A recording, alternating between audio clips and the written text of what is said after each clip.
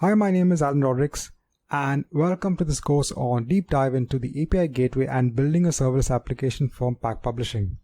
So a little bit about myself. I'm a software engineering specialist. I have more than 10 plus years experience, and most of them has been in the IT domain in Emirates Airlines. I'm currently managing my own startup, and that's really an exciting, an opportunity. I'm currently a certification buff. I have a lot of certifications under my belt. I'm currently certified as the AWS Solution Architect Associate and with the most recent certification. Let's look at what we're actually going to learn in this course.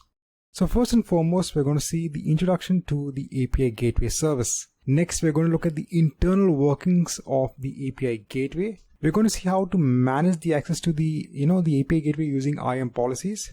We're going to see an important concept of the integration between AWS Lambda and the API Gateway service. And finally, we'll build a complete sample app using the serverless computing offered by AWS.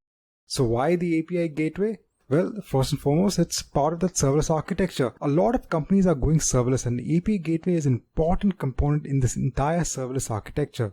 Next is less of a maintenance overhead. When you go serverless, you don't need to manage that infrastructure. And next is the brilliant integration with AWS Lambda.